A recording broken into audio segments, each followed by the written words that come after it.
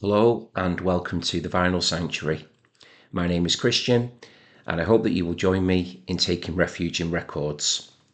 So I'm here today with part one of what will be a 5-part series for the channel here on the Vinyl Sanctuary. And the idea has been put forward to me by someone who I now consider to be a very dear friend of mine, a person that has supported the channel since the very early days and is also a subscriber, and that person is Jesse, who's based over in America. So Jesse, this series is for you, my friend. I hope that you do enjoy it.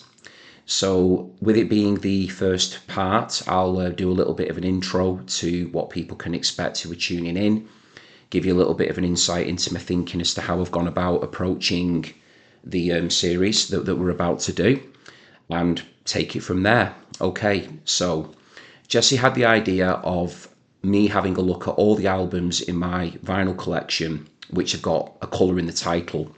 So this was an idea I think that Jesse put to me at the time of recording. It may have been during sort of Christmas 2024 going into New Year 25. Apologies if I've misremembered that, Jesse, but I think it was kind of around that time. And I loved the idea instantly because it made me think, I wonder how many albums I've got in the collection that do have a colour in the title. Wasn't something that I'd ever thought about before, but once the idea had been mooted, I thought, yeah, I'm going to go for that. That'll be fun. I thought it'd be a great way to perhaps show off a number of albums in my collection that I've maybe not had a chance to do before. And now that I've gone through all of my albums and worked out all the ones which have got a colour in the title, I do feel that will indeed be the case. There's definitely records here that have not made an appearance before on any videos I've done to date, again at the time of recording. So that was pretty cool. It'll be a good chance to talk about some albums which, for whatever reason or another, they just haven't made an appearance yet. So that was great. And yeah, it was just a good bit of fun. So in a lot of ways, it kind of reminded me a little bit of when I went about doing my best of greatest hits series, which you can find here on the channel if you've not watched me before.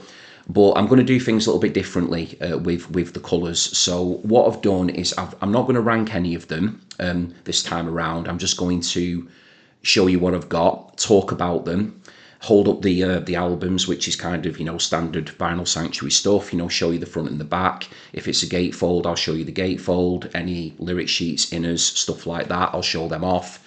Talk a little bit about the album if I've got any knowledge about them. Some of the records which will be popping up might even be new to me. I've not had them very long, or not even had a chance to play them yet. So I'll just talk about all of that, openly and honestly as I get to each one, and pick a few favourite tracks. So all the usual kind of stuff, but that info's more for people that have maybe, come across me here for the first time.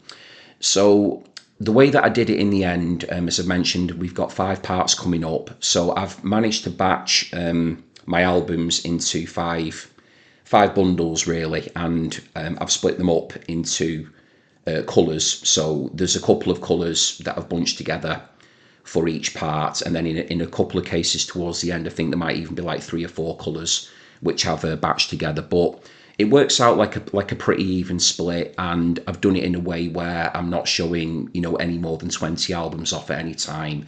I think the final part from memory will be the batch with the largest amount of records in there, but it's still under 20. So we've got 15 here to show today to kick us off, and the colours that we're going to be looking at are brown, grey and black. So it'll be really interesting once I've gone through them, if there's any albums that you viewers are looking at and maybe thinking, I've got that as well, or it might be one that you'd like to own, or you might even be thinking he's got some records missing there that really need to be in the collection, that have got colours in the title. So that's the only caveat in terms of their eligibility to be included. So yeah, as always, please do comment, please do let me know what you think of what I'm about to show.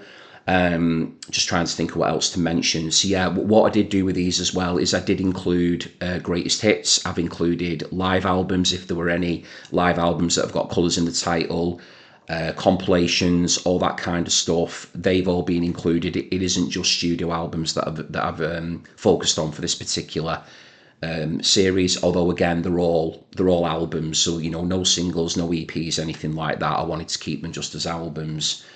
And I think, to be honest, that's pretty much it. If anything else comes into my head regarding how I kind of went about the process, then I'll mention it. But what I have decided to do is not let you know ahead of time at the moment what all the parts are going to be.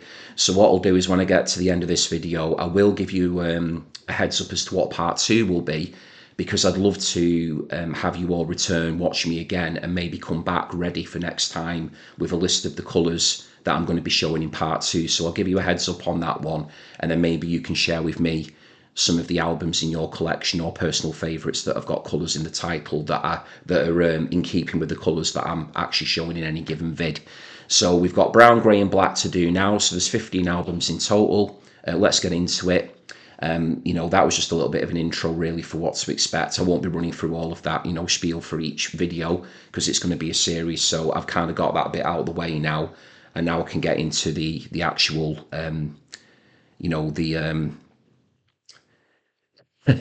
the work at play, should we say, the task at hand. Let's get into it. It'll be good fun. And thank you again, Jesse, for the idea. Really appreciate it.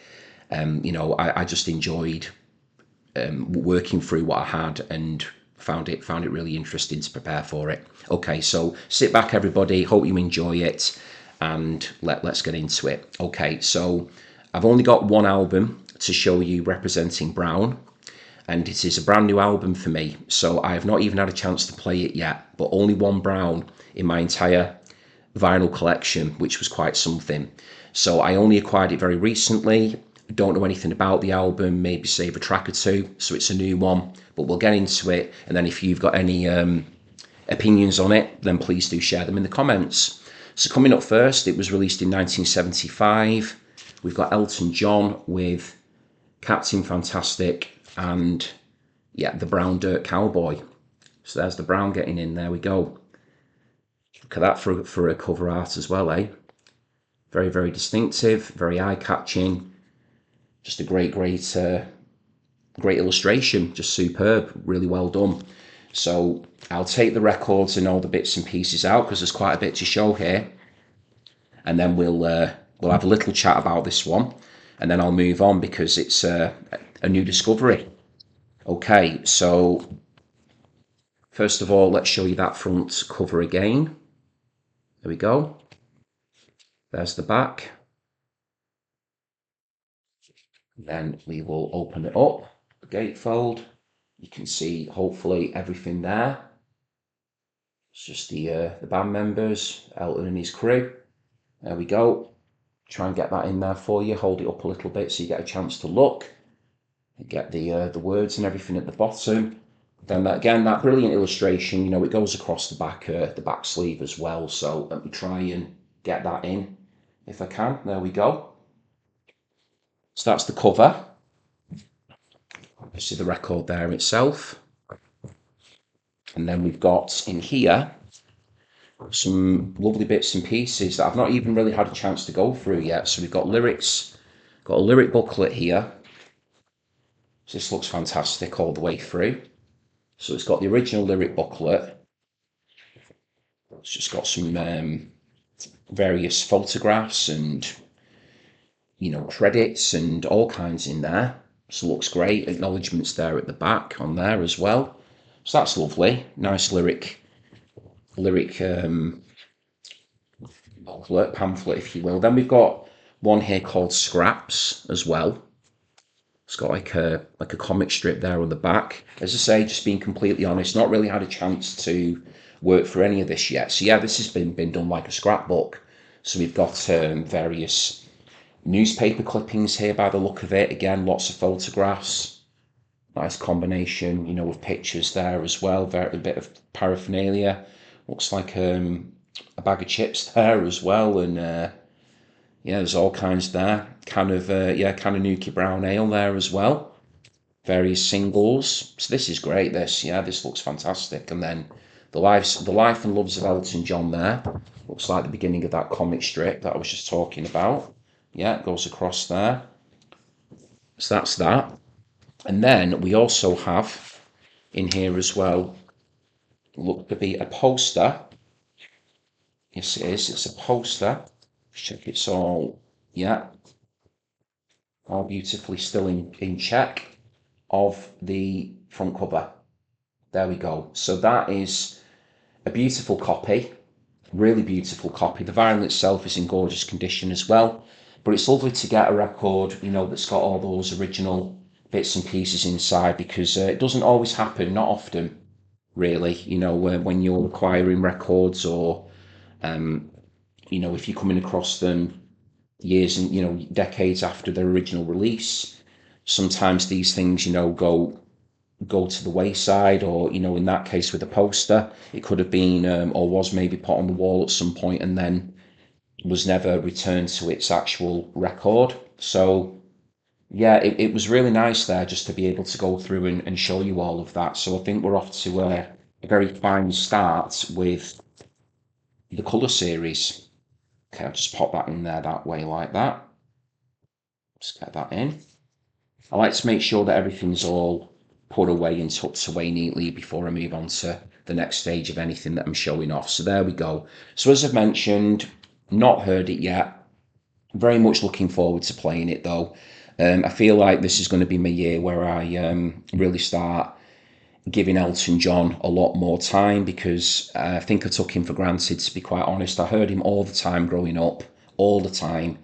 Mum played him constantly whenever she was working at home, and we just grew up with these tunes. And it's quite strange, really, that only until very recently I've started to acquire some Elton John albums for the actual collection. So I think this is a really fine start. So Someone Saved My Life Tonight is an absolutely brilliant Elton John track. I think that's actually one of the very, very best that he did or has done.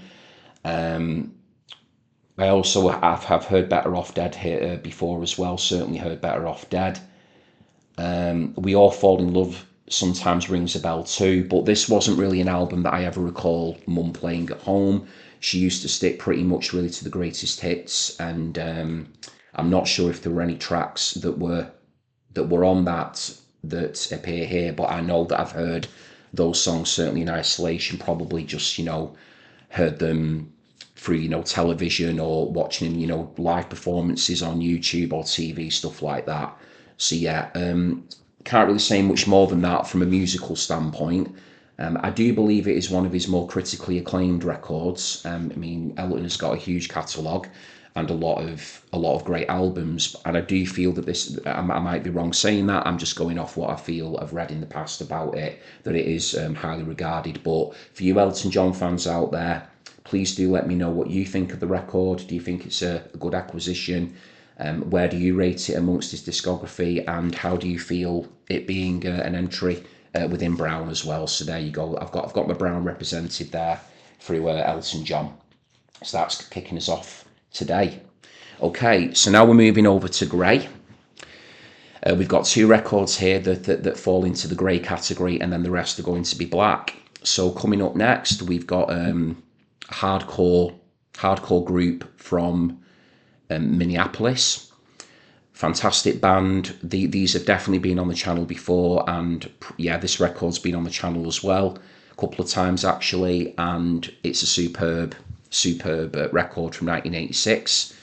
We've got Candy Apple Grey by Hüsker. Superb power trio comprising of Bob Mould, Grant Hart and Greg Norton. So let's just take it out the sleeve to show you. Always love that front cover. Now that is colourful. Now that is a very appropriate cover for a series that's exploring colours. And yeah, speaking of colours, actually something has just popped into my head. I knew that would happen when I was trying to get everything done before, when I was doing the introduction. So this is just a bit of a tangent, but then I'll get back to Hüsker, I promise. So the reason why I gave almost like my series the working title, if you will, of All My Colours, is because A, it's appropriate to the fact that I'm showing all my colours off in my collection, but it's also the name of a track by Echo The Bunnymen, who are, yeah, probably my second favourite band of all time, to be honest. It's a beautiful song off an album called Heaven Up Here, if you're not familiar with that track. It's just gorgeous. Came out in 1981, that album, I think, from memory, Heaven Up Here. But beautiful song. If you don't know Echo and the Bunnymen or My Colours, do check it out. But that is where I've, taken, in tribute to the Bunnymen, the name for this series that I'm putting together for you here. But now, back to Hüsker, who are quite different to the Bunnymen, I must say. But this is more of a melodic offering from Hüsker. Not that they weren't melodic throughout the career, but a lot of the time their songs were buried under sheets of noise and, very abrasive guitar effects and sounds, and, not dissimilar in that way to the Jesus and Mary chain. This one cleans it up a little bit, I would say. I mean, Crystal, the opening track, is a bit of a hardcore sort of come on, if you will. They'd signed to a major label here, and I think they just wanted to kind of prove that they still had a bit of power about them, a bit of that hardcore urgency. But after that, it kind of falls into a much more commercial sounding, good, accessible, jangly college rock, really, I would say. But great songs on here. Don't Want to Know If You're Lonely, one of my favourite Grant Hart songs. I Don't Know For Sure, I've always enjoyed a lot. We get these two acoustic numbers back to back. Closing side one, opening side two with Too Far Down and Hardly Getting Over It, which are Bob Mould compositions. All This I've Done For You is a great closer as well. So, yeah, really nice album, that one. Candy Apple Grey. And there's the original in a sleeve there with the lyrics printed on it. Okay, so that is Hüsker, Candy Apple Grey, in our colour series part 1. Okay, so let's put that one away. And then we'll move on. Right, I'm pretty sure here now the next one I'm showing you is making its debut on the Vinyl Sanctuary. So it came out in 1997. This was a big album for me back in the day. This is, my time, if you will, when I was growing up. And as much as music means the world to all of us, no matter how old we get, when you're 15, which I was in 1997, music was everything. And this was a big band for me. It was a big album for me. Took me a bit longer than some other albums that came out that year to get into, but once I got into it and I absorbed it, wow, I was totally there for it. Love the album ever since. So coming up next for Grey, we have got Attack of the Grey Lantern by Mansun. So this was a group, as I've just mentioned, part of the whole Britpop thing, although they were removed from it, I would say, stylistically, aesthetically, visually in a lot of ways as well. But they were just sort of part of that whole movement, if you will. A lot of groups got caught up in that with the benefit of hindsight. But this was a band that formed in Chester, which is not too far from me at all, led by the brilliant songwriter Paul Draper, absolutely superb singer, great composer, brilliant ideas, quite a unique singular talent. So there is Paul Draper there. It's the leader of Mansun, so as you can see, very much there, rocking a very 90s look. There you go, great photograph there. So this is a gatefold, this is a reissue. I believe it did start out in some respects as a bit of a concept album, but they certainly went on to fulfill the concept album ambition with their follow-up, which is, I'm sure that'll be an album for another day. So we'll focus on Attack of the Grey Lantern. So yeah, this has been repressed over two records. And yeah, it's got a bit of everything with it stylistically. If you don't know much about Mansun, these are just plain black inners on here, so nothing to show really there. There's prog elements to this. There is straight up indie. There's even a bit of funk in there, creeping in some places, very subtly, but it is there. Very psychedelic in places as well. Orchestral, beautiful opening track on here called The Chad Who Loved Me. Chad being the surname of Dominic Chad, who is the guitarist in the group. Absolutely gorgeous orchestral composition. Sounds like something that could have been, on a James Bond film, like a really beautiful, stirring theme to get things going.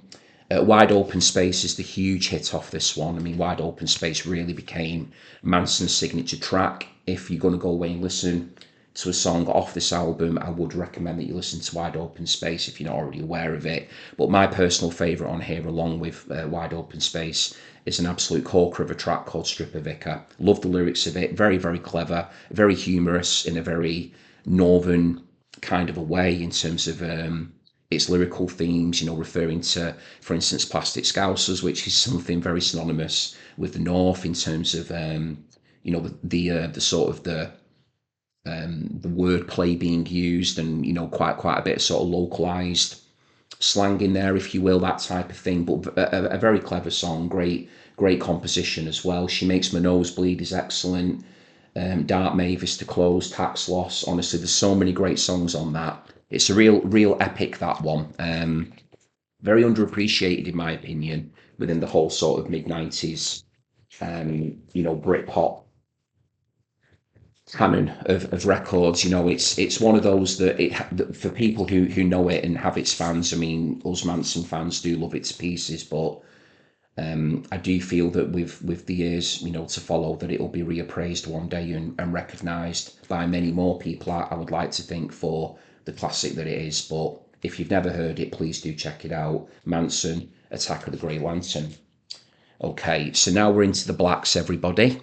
So there's quite a few, not as many as I thought there would be actually, but there are quite a few. So if my maths are not failing me, let's see. So we've done 3 there. So yeah, there should be 12 records here that are black. Okay, so starting us off then with black, we have got a self-titled debut album, and the colour here is represented simply by the letter B, but it is black, so it does count. We have got BRMC by Black Rebel Motorcycle Club. Another excellent album. This was a group who came a little later than Manson. So Manson and all that lot, Supergrass, etc., Super Furry Animals, Oasis, Blur, Pulp, Mannix, could go on and on. They were my early mid-teenage years, and then these guys came along in my late teens. So this was going towards late 90s, early 2000s, and this is an absolute cracker. Really, really is. Sorry about that cracking sound there, but I do need to take it out for you to show you. So if you're into the likes of Spacemen 3, Spiritualized, the Jesus and Mary Chain, Stooges, MC5, if all that stuff is like, yeah, love that, and you don't know who these guys are, you've not given them a check, then please do, because you're gonna love them. So good. Very tasteful influences all over the rock spectrum there, really. I've covered a lot of different types of groups there. It's psychedelic in places, it's shoegazy in places, it's just joyous. It's such an accomplished album. I personally thought that they never bettered it. So let's take these out and show you the gatefold. I didn't do that with the Manson one, but I hope I showed it properly. I showed you the picture of the musicians, but there we go, black and white shots there of the group working there in the studio. Love that front cover, love it. So yeah, Peter Hayes on here, and then we've got Robert Turner, and then Nick Yago. I believe it's pronounced Yago there. He was the drummer on this record. Right. Okay, so I've shown you the inside of that. So pop these away, and then we'll get into the favourite tracks. So it's one of those albums, this one, that is really consistent all the way through. It continues to, the sound of it and the vibe of it continues to sort of shift and sway. So it does feel like you're on a journey with this one. Starts out quite sort of relatively blissed out, then it gets a bit heavier, then it kind of calms down again. So the mood is always ebbing and flowing, rising and falling, which is one of the reasons I think I come back to it as much as I do. But the opening 3 tracks on it are just absolutely brilliant. Got Love Burns, which is very sort of Jesus and Mary Chain in my opinion. Red Eyes and Tears kind of sustains that mood, and then Whatever Happened to My Rock and Roll is just a straight up rocker, very sort of Stooges influenced in my view, really sort of shouty, it's got a great energy to it, and then it calms off again for a little while, got some lovely almost like kind of blissed out songs, and then you get a brilliant song called Spread Your Love, which was a big single for the group. My version here is a repress, and it's got some lovely bonus tracks on here as well. On side C, and side D is actually an etching that's on my copy. So I'm very, very pleased to have that version of it. Came out originally, I think it was in 2001.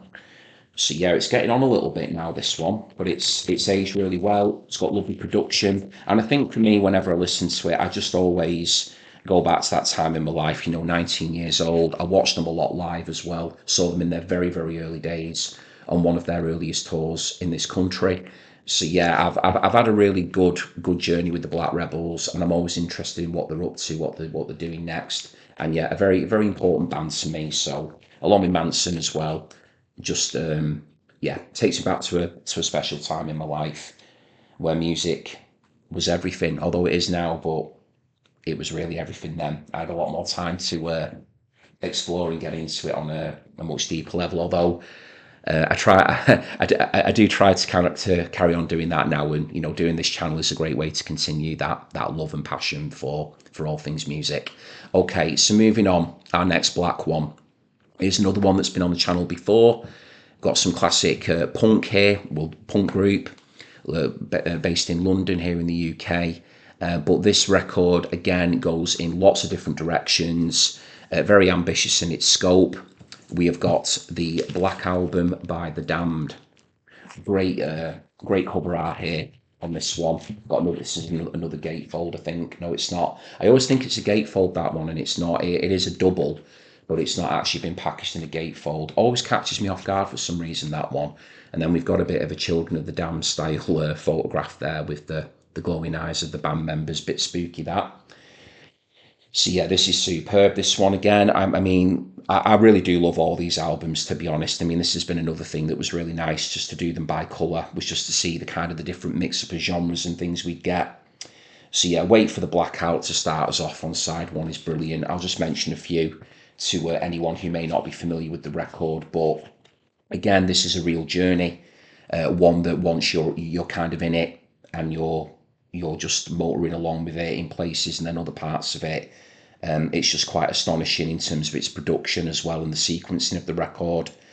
But I will mention a few of my favourites on here. So yeah, 13th Floor Vendetta is one I've always enjoyed a lot. Clearly that title is a nod to the 13th Floor Elevators, who are like this absolutely wonderful psychedelic rock band from Texas, led by Rocky Erickson, who I'm sure was a big influence on The Damned. They were taking their influences from all over the place, to be honest. We've got side three taken up entirely by, again, I'm going to use the word epic because it is, the track Curtain Call, which is just, that needs to just be heard, really, that one. Curtain Call is one of the Damned's most striking accomplishments, I would say. And then side four, we've got some live tracks on here as well. Stuff like New Rose, which is a Damned classic. I Just Can't Be Happy Today's on there as well. Plan 9, Channel 7. So yeah, really, really a dense album. Maybe not the most accessible Damned album. I'd say that's probably Machine Gun Etiquette. But if you want to get into the Damned on a deeper level, or if you're feeling pretty ambitious and you're thinking, well, I'm new to the Damned, but I want to kind of get stuck into some of the deeper, slightly darker stuff as well, then please do give the Black Album a try. Okay, that's not going in that one, so that will stay out of its packaging for now. So there we go, continuing with our black, the colour black, we've got the Black Album. There we go. Okay, so next up, moving away now from the Black Rebels and the Damned and Hüsker and stuff that we've shown to date. We're now getting into a group that started off very well. They've always been a synth group at their core. Started off, in my opinion, quite sort of bouncy and quite light and very poppy, but very quickly, actually, within their career, the darkness, I would say, started to creep in, and lyrically on here and the whole vibe of it, I do think the use of the word black in the title is very, very apt. So coming up next here, we have got Depeche Mode with Black Celebration. So this is definitely one of my favourite Depeche Mode albums. It's one that I do return to a lot. I love the vibe of it. Again, it's definitely a vibe piece. It's probably one that I tend to play at night time. It's probably a good place to start off with Depeche Mode, actually. I mean, most people may say, Violator or Some Great Reward, but I mean, I do think the Black Celebration is a good starting point. It could well be up many people's streets who are looking to get into Depeche Mode, as an entry point.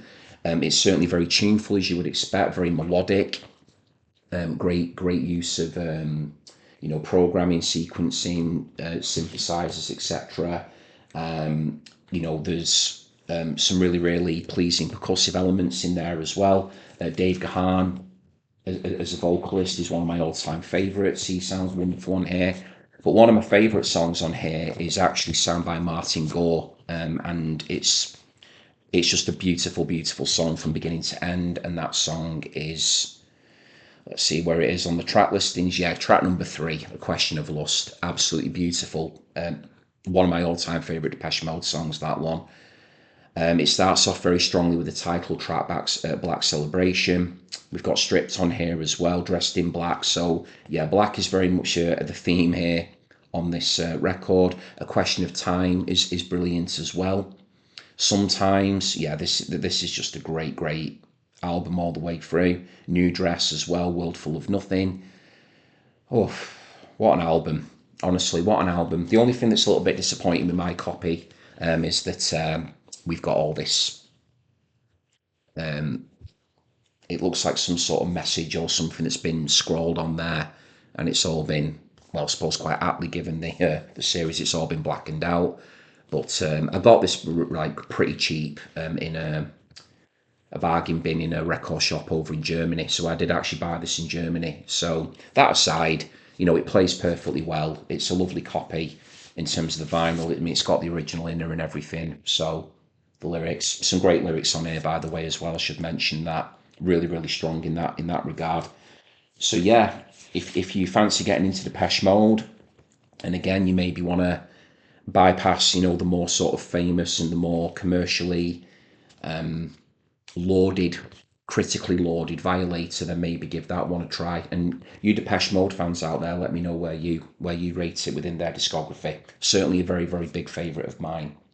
Okay, so coming up next, we have got, oh yeah, what a group. Love these guys to bits. So a group that came out of Brisbane in Australia. Just some of the greatest music from the 1980s, pure and simple, really. Just a succession of great albums, one after the other. Started off strong, got stronger and stronger, released an absolute masterpiece for me in 1988. Just such a special group. This isn't that masterpiece, but this is a damn fine album. So we've got the Go-Betweens with Liberty Bell and the Black Diamond Express. I've always loved that photograph. Just think it's so cool. It's just lovely to see them, for me, looking so relaxed and chilled. We've got Robert Forster here, superb songwriter. Robert Vickers there, who was on bass duty at this time in the group. Got the unbelievably talented Grant McLennan, who was Forster's songwriting partner. Grant would go away and write his tunes, Robert would write his, then they would bring them together. Like many classic songwriting partnerships working that way, then they would sing their own respective songs. And then we've got the brilliant Lindy Morrison here, who was the drummer for the Go-Betweens. Great photograph of her. So yeah, musically this one, very jingly jangly in places, quite sort of sunshiny, but as is often the case with the Go-Betweens, what the music is doing and what the lyrics is doing is sometimes, should we say, a very effective juxtaposition of mood. So sometimes we could have these quite buoyant, uplifting, quite poppy, catchy melodies, but then the lyrics at times can be telling an altogether different story. They did that very successfully on their masterpiece album for me, 16 Lovers Lane. But there is some great lyrical passages on here, both by Forster and McLennan. So Spring Rain is a brilliant side one, track one, great opener. Just gets the album off to a rollicking start. Got a lovely sort of lilt to it, just a lovely rhythm to it. Great guitar work in there as well. The Wrong Road is a superb go-betweens track as well. Head Full of Steam, wow, what an excellent song that is. That's a Forster track, I think, that one, from memory. Pretty sure it is that one, Head Full of Steam. Oh yeah, wow, an Apology Accepted at the end as well is excellent. Yeah, such a good album. To be honest, I don't play this one as much as I should, really. It's one of those that I did play quite a lot for a time. I went through this like real hardcore go between phase, and they're a band that have never ever left me. They never will. But sometimes I do feel that I've neglected them a little bit, and I need to just go back and reacquaint myself with them every now and again. I mean, 16 Lovers Lane is the album that I go back to the most because it's my personal favourite, but that one is absolutely superb. It really is. So if you're looking to maybe listen to a couple of tracks off that one to get you started, I would suggest Spring Rain and Head Full of Steam. And if you want a third one, let's go for The Wrong Road. But yeah, really, really good. Really good. Okay. So coming up next, right, we're in the world of prog now. So we're in the UK. So we've been to the USA, we've been to Australia during our little colour part here, part one. So here, this was a record. I think it came out in 1974. I haven't listened to it for a while, but when I first bought it, I was so excited to get it on because I'd heard so much about it and I really enjoyed it. A couple of tracks in particular that have stuck in my head that I'll talk about now, but I really want to go back and give it another playthrough. Didn't do it in time for prepping all my notes for this particular video, but I remember enough about it, I feel, to be able to talk about it with some degree of knowledge anyway. So coming up next here, we've got King Crimson with Starless and Bible Black. So I got this one from, it was a record shop in Altrincham, which again is not far from me at all. Got it for a very good price as well. I mean, I'm actually still wondering if maybe it was maybe mispriced or something. So I got it for a very, very good deal. I really did. I was quite surprised at how much it was, but I checked it all out with the owner, and he was like, "No, if that's the price on it, then that's what we'll do." So yeah, this one's got David Cross on here, Robert Fripp, of course. Robert Fripp, what a player, what a guitarist, what a talent. Got John Wetton on bass and vocals on here, and Bill Bruford, although he's credited as William Bruford, percussives. So this is a gatefold. So let's take you through that. Yeah, there was nothing to show in the go-betweens one, I don't think. I'll double check that though. Don't think there was any lyrics or anything. So there's King Crimson. Let's just double check. So I don't want to be, missing anything. Yeah, it's just a plain sleeve, that one. No lyrics or anything. Well, the lyrics are on the back, so we don't need to print them twice, do they?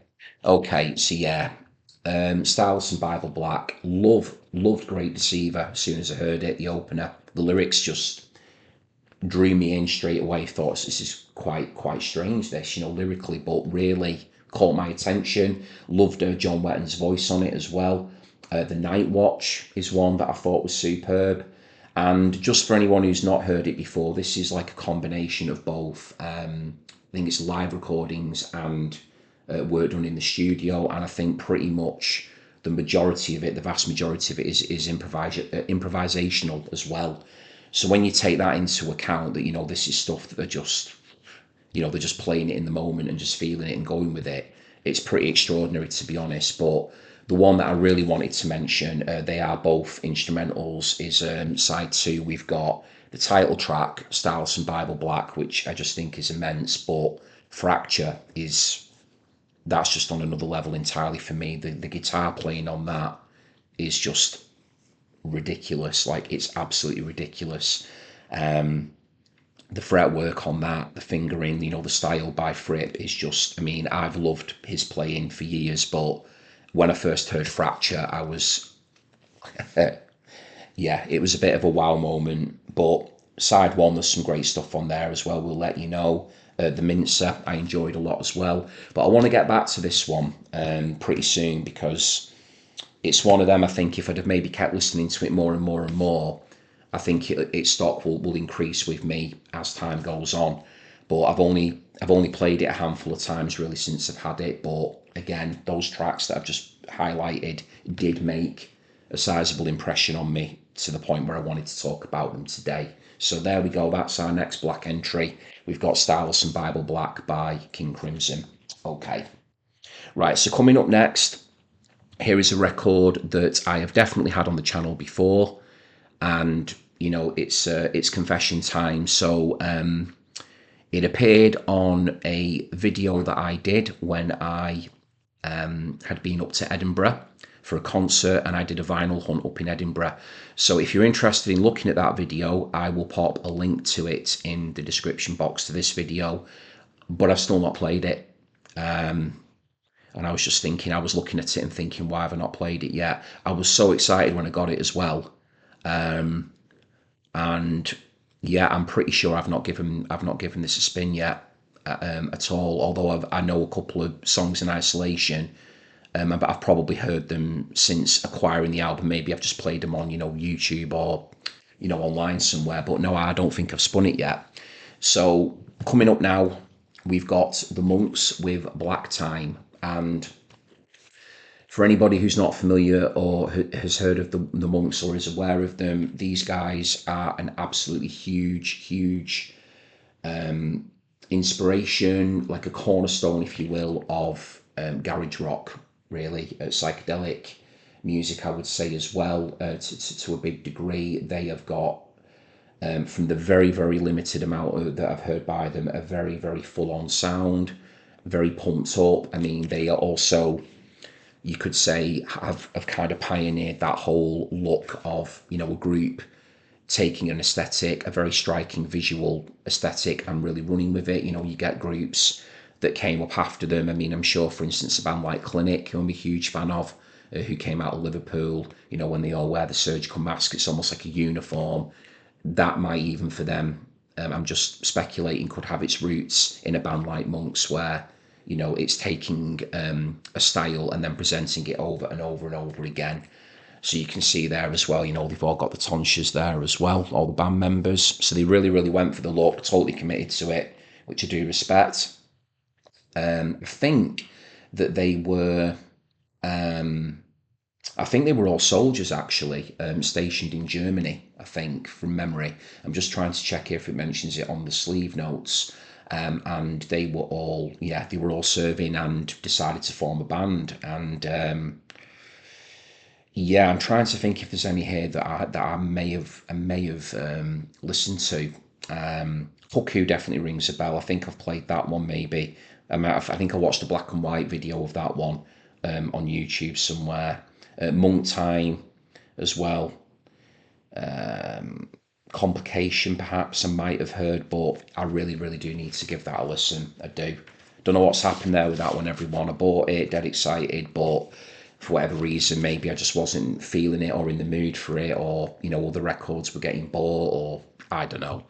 But it's there, I've got it, and I definitely need to give it a spin. So I do know how important it is. Its reputation, the band's reputation is massive. And I think for anybody, who's into their sort of organ-driven, fuzzed-up garage rock, this is really going to be up your street. So, these guys are like kind of almost like the foundation of that movement. So, let's give them their due there with that, Monks. And I certainly need to give them their due by giving that record a listen. Okay, so that's that one. Right, so coming up next, we've got my favourite artist of all time. No more to say than that, really. For me, he is or was simply the best.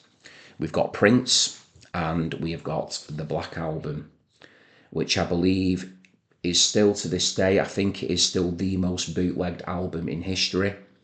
So the story with this whole album is rather complicated, but I'll try to say it very quickly.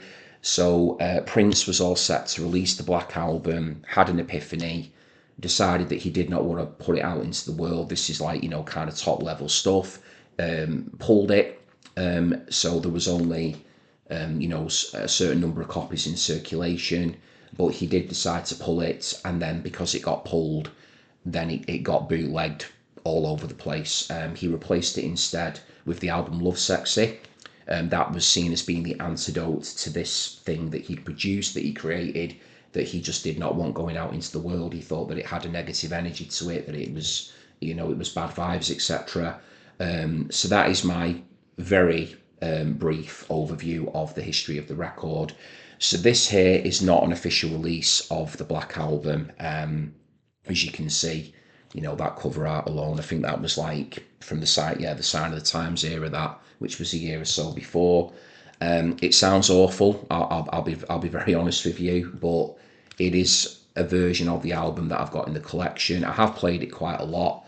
There are a few songs on it that I'm very, very fond of as well, but the pitch is all over the place on it. It sounds like it's been recorded off a tape, like sort of a version of the album that's probably been, taped and reproduced so many times that the audio quality is just diminished so badly. I have listened to the original, to the official release of it. I think it did finally get an official release. I think it was either 93 or 94. It did finally come out after years of it being pulled. And yeah, I mean, that version sounds much better, but I'm showing everything in the collection and it does qualify. I have got it, but it isn't one that I come back to. I think to buy even like the 1990s reissue of it, you're talking, I think at least a few £100 to grab hold of that. What one of the very first Black albums would go for, the very few that got out into the world, I would imagine that would be silly money, to be honest. Promos and stuff, I would imagine they would be a fortune. So anyway, it is the Black album, so let's get into a few of my favourites on it. I do quite like Cindy C. That's an ode to Cindy Crawford. This is probably one that's maybe for a lot of Prince fans dated a little bit, but I think there's a lot on here to enjoy personally, because there is no other album like this in Prince's catalogue. When Two Are in Love appears on here as well, which did get re-recorded for the Love Sexy album. I've always been quite fond of Le Grind as well, which opens the album up. There's a few lyrical passages on there that make me smile a bit, but I think the one song on here that has to be mentioned is Bob George, which is very unique in Prince's catalogue. He uses vocal manipulation to deepen his voice, plays this character. I won't go into the whole story, but that's a very dark song, that one. No doubt one of the reasons why Prince maybe felt eventually the way that he did towards the record, but certainly worth a listen. Very, very compelling, quite fascinating, really. And then Super Funky Califragisexy is excellent as well. That is just some straight up fast and frenetic funk. Great stuff. Yeah. So it's an album that I think I've enjoyed a lot more in the past, but I still have fond memories of playing it. It's not an album that I would go to all the time regarding Prince. There's others that I prefer over it, but it is there and I have got it, so I wanted to, of course, show that off and have a chat about it. But any Prince fans out there, he is my all-time fave. Please do let me know what you think of the Black Album, and do let me know if you're lucky or fortunate enough to maybe own a copy on vinyl, from its 90s pressing, from its release, or even if you've got one of the those super rare originals. I would love to talk to anybody who's got either version of that. So yeah, because you'll be hearing it in the proper the proper audio quality and pitch and everything as well. Okay, so let's move away from Prince now for a while. We're now going over to oh yeah, they are brothers, these two. They are the Murphy brothers, John and Jeff Murphy, and this is a power pop record, a very critically acclaimed power pop record. Don't think it did anything at all really commercially. I know that as well, that it was pretty much like a home recording. There's actually quite an interesting like some liner notes here that I think I might read a bit of as well, because it's really quite inspirational when you hear about the background of how it was made. Now, I'm just going to say before I show the cover off that this is probably the cover in the worst condition in my vinyl collection. So apologies if this is so bad that you're thinking, oh, why'd you even own that? I think I paid about £1 for it. but it is not in good condition, the cover, but the record itself is fine. So this is Shoes. That's the name of the band, and the album is called Black Vinyl Shoes. And as you can see, it is in a right state. I don't think I've got any other albums that have got as much wear and tear as that. So it's not ideal. I'm treating it more like a bit of a placeholder, really, because the record itself plays absolutely fine. It's got the original inner to it there with, as you can see, the lyrics and photographs of the group. But yeah, my word, that front cover is not in good nick at all, which is a real shame. It's a superb album. It's an absolutely essential record for any fans of power pop. So yeah, those brothers I was talking about, you've got Jeff Murphy there on vocals and guitar. You've got John Murphy on vocals and bass. Gary Klebe, I believe that's pronounced, is on vocals and guitars. And then Skip Mayer, or Meyer, I think it's Mayer, Skip Mayer there on drums as well. So this was produced, engineered and mixed by Shoes. They were from Zion, Illinois, and the liner notes I was referring to says, this is a unique record. It was recorded in a living room under strenuous conditions for the sole purpose of using as a demo tape. Originally, its distribution was limited to record companies and critics, but due to favourable response, it is now being released on this disc. The recording was done on I think it's a TEAC 3340S 4-channel tape deck with a PV 1200S mixer, a Tapco 2200 equalizer, and a Roland RE201 Echo unit. And then it just goes on to explain about the audios involved, and then it says the album's unusual sound quality is a result of the extreme limitations put on the band by the lack of expensive studio equipment. So what in essence we've really got here is a demo that got a full release. It's as simple as that, really. So you do hear that in the compositions. You know, it is quite stripped back. It's pretty basic, but the melodies, everything's there. There's a really strong sound. You know, the vocal harmonies are in place. The musicianship, whilst not the flashiest in any way, is certainly solid. And yeah, you can't deny the quality of the songs. I mean, Boys Don't Lie is an excellent power pop song. I mean, these are all power pop, but Boys Don't Lie is superb.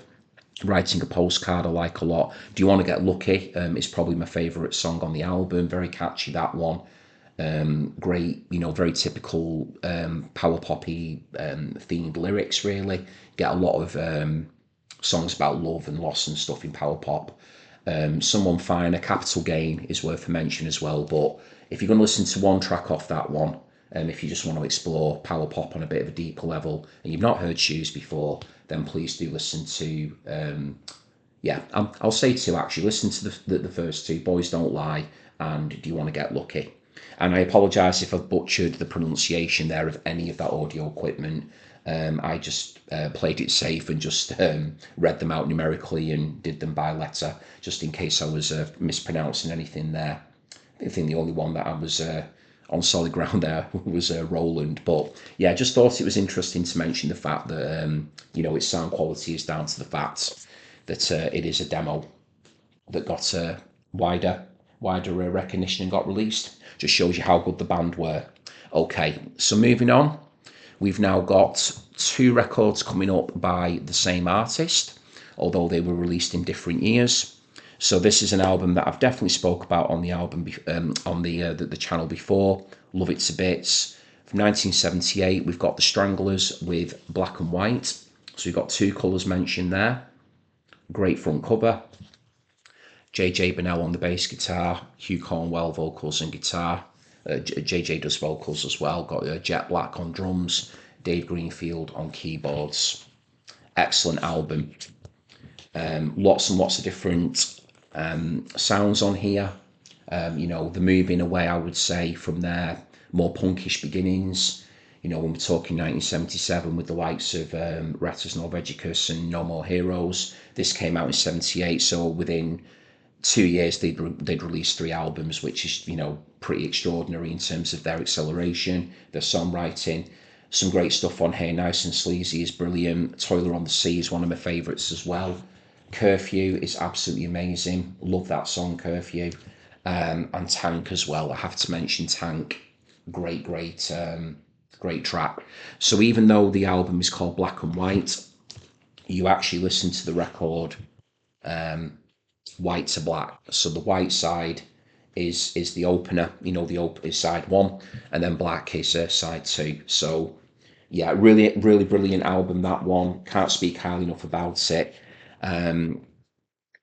Possibly my joint favourite Stranglers album, that one. I just love the different textures on there. Sonically, it's very pleasing, and it's just a great listen from beginning to end. So Black and White. Okay, and then the next album from the Stranglers, then coming up with Black in the title, we've got from 1981, the Stranglers with The Gospel According to the Men in Black. So this is a bit of an unusual one within the Stranglers discography. I'd be very interested for you Stranglers fans who are tuning in, where you personally rank it. I think from my own, should we say, research into this album and speaking to people that are Stranglers fans, I've got a fair few family members that are really into the group. It's a kind of a bit of a love it or hate it. I wouldn't say that I love it, but there are certainly things on it that I really admire, and I certainly do not hate it. This is actually Hugh Cornwell's favourite ever Stranglers album, so that I think is extremely worth noting. So here we've got a very striking gatefold there. Last Supper. There we go, we can get that in. And then we've got one of the aforementioned Men in Black there. There we go. And you can see it's got a very, should we say, religious, biblical sort of feel, I would say, to the artwork, to the, to its execution, to the concept, right down to the way in which the typography that's been used as well. I mean, it is the gospel according to, after all, so it is going to have that aesthetic to it.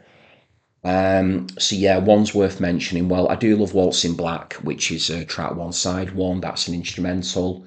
Dave Greenfield's playing on that is fabulous. That became very well known, particularly, or rather, it got associated with a TV cook over here in the UK called Keith Floyd. Those of us who are old enough to remember Keith Floyd, I am old enough to remember him. And Waltz in Black was the theme tune of one of his most famous programmes that he had on television at the time. I do actually believe that when he passed away, that song was played as well at his funeral, I believe. So yeah, that song or that piece of music very much became synonymous with Keith Floyd forever. For people that obviously remember that. He was a big personality over here in Britain on television. What else do I like on here as well? Ones that I'm trying to look at that I would recommend. It's a tricky one really for me, this one, to sort of recommend tracks in isolation, because I do think it's an album that just needs to be played and almost enjoyed as a whole, because I do think there is a concept to it as well. Four Horsemen is good, I would say. I would maybe give that one a listen to in isolation. Man and Machine as well, but I think, to be honest, I mean, Waltz in Black is more just this instrumental just to kind of set up the album, really. I wouldn't say it's, wholly indicative of the record itself, but it's a nice piece to listen to. It is pleasant. Just like Nothing on Earth, actually, as well. Maybe give that one a listen. But again, if you're new to the Stranglers, it wouldn't be an album that I would start with, put it that way. I just wouldn't. I think I'd be more likely to recommend, perhaps No More Heroes or Writers No Vegas to get you started from the earlier days. And there's probably even a couple of later period Stranglers albums that I would suggest over starting with this one. I'd certainly start with Black and White over this as well. But if you get into the Stranglers on a deeper level, then this may well be a record that you'd really go on to love and appreciate. I'm still on a bit of a journey with it, really. But, Stranglers fans tuning in, please let me know where you are with it. I'd be really grateful to find out. Okay, so we've just got two left. Two black albums to do, and then I'll be back as soon as I can be with part two. So it's usually at this stage of proceedings, because I know I've been talking now for a good while. That's what I do. That's how I am. Thank you very, very much for being here. I really do appreciate it, and I do hope that you've enjoyed what I've shown so far today in this video. And again, big thumbs up to Jesse for giving me such a great idea, and giving me some really good meaty content to be getting on with for several weeks now. So thank you for that. Okay, so we're actually heading back over to Australia again. So we had the Go-Betweens a little earlier. This is another a brilliant band coming out from that part of the world. This was an album where they started to really, I would say, develop their sound. They moved away from more of a sort of a traditional folky sort of country sort of a vibe that they'd been peddling extremely well for a number of years, and then they turned more in a direction here that I felt was slightly more alternative, embracing synthesizers and that sort of thing as well, and just came up with a really cracking late period album. And that album is The Black Swan, and the album is called The Black Swan, and the band in question are the Triffids.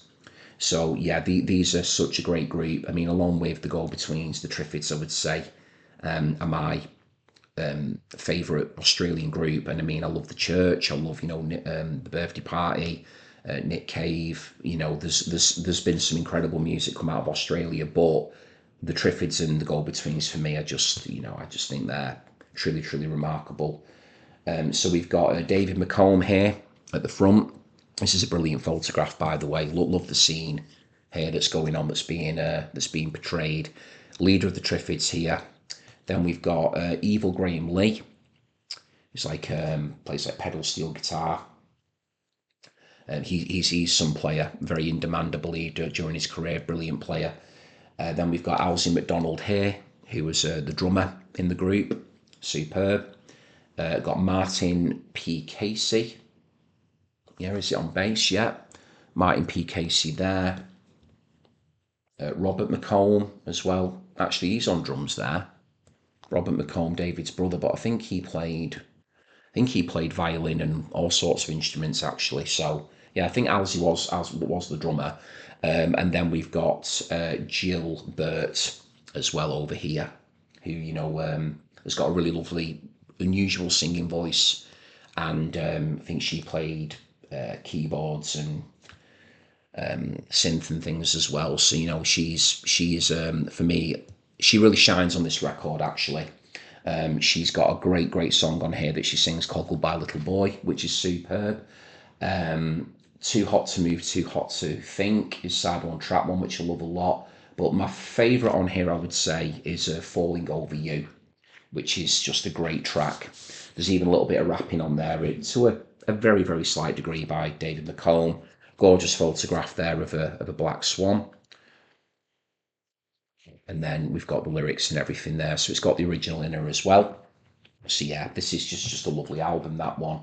So it's not, I would say, a record that is completely or wholly representative of the Triffids sound, as I think they were primarily known for. I think if you want to get started with them, then maybe check out the albums Born Sandy Devotional or Calenture, which were both out before this record.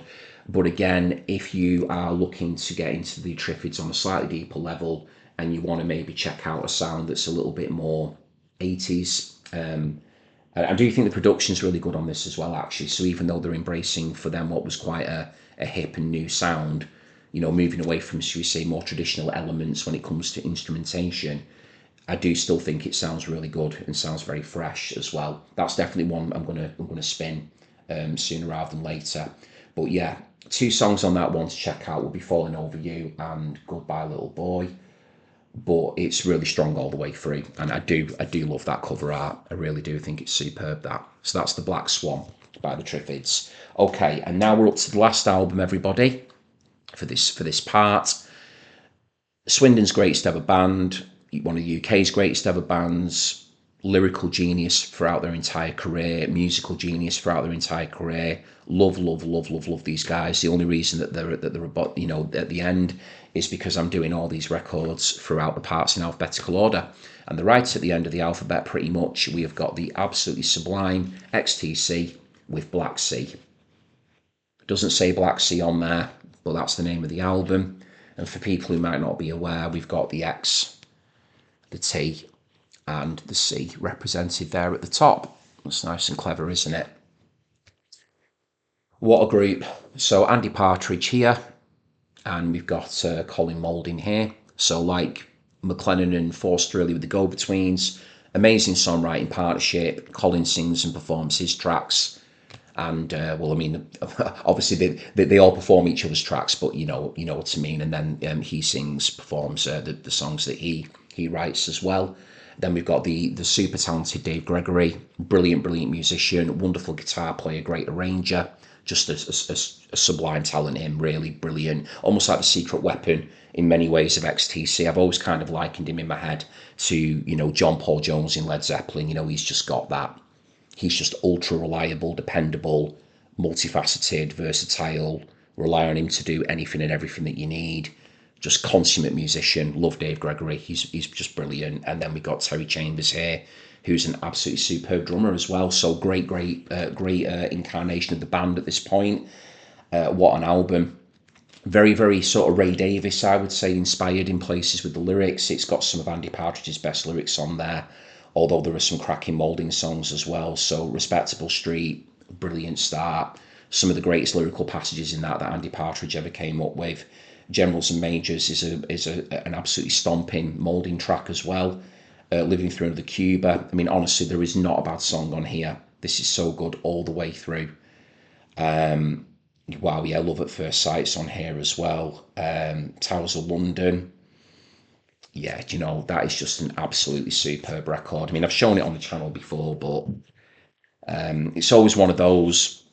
Sometimes when albums are as good as this, you always think to yourself when you finish speaking about it, did I spend long enough on it? Did I do it justice? But anyone who's just into great alternative music, please listen to this. It's just a very, very special album. It is primarily guitar led.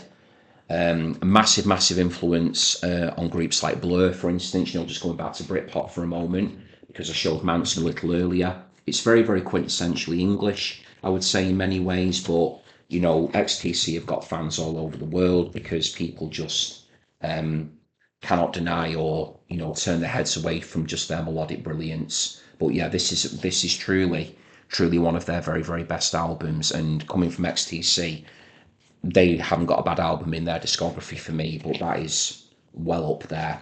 So like I said about a few other bands I've shown today, XTC fans who are tuning in, where do you put Black Sea? Where would you rank that? Because I love that one very, very much. Okay, so I'm all done and dusted with part one. So we've done brown, we've done grey, and we've done black. So they are all the brown, grey, and black records, in my vinyl collection. Those colours in the collection as we speak at the time of recording. That was the other thing that pops into my head. It's just come now, right at the very end. So one thing I wanted to mention is that when it came to actually what colours I'd include, I didn't want to start getting into shades and stuff because it would have become very unwieldy and it would have just become a huge series of albums to show on videos, and my videos go on long enough. We know that. So I wasn't going to be using, crimson and ruby and coral and lime and stuff. I thought, let's not get into shades. Let's just keep them, really quite sort of standard, basic, foundational colours. So you've got brown, grey and black today. So if you're still with me and you enjoyed that, thank you so much indeed for tuning into this first part of a new series. I really appreciate it. I'm already really excited to do part two. So I will give you a heads up now as to what part two will be, because it would be lovely if you want to prepare your own list of albums to share with me when that video lands. That'd be wonderful to check out what you've got. And next time I will be doing cream and white. So I think there's only going to be like 10 albums to show for that one, but there are some absolute humdingers in there. So if you enjoyed what I've done today, please do consider giving the video a like. I'd really appreciate it if you did. It does help the channel out. It means a lot to me. And perhaps as well, if you're new around here, then you might consider subscribing to the Vinyl Sanctuary as well and taking refuge in records. If you do choose to do that, I'd be very grateful. Please do let me know if you've subscribed. Drop me a comment, and I'd be delighted to interact with you. And please do remember to click that notification bell if you do make that decision, just so that you keep abreast of any stuff that I've got landing in the future, both inclusive of this series, but also videos to come further down the line. So we're done. We're up and running with the new series, everybody. So I'm really, really happy about that. And again, as always, I had a lot of fun. So please do get involved in the comments. What brown, grey, black albums have you got? Are there any there that you particularly enjoyed that I showed? Are there any that you would like to add to your own collection? And are there any that you think I should be adding to my collection? So let's get those comments going and get some great conversation started. But until then, I'll keep a lookout for all your comments. Part 2 will be coming as soon as it can. But look after each other and take care, everybody. And until next time, bye for now.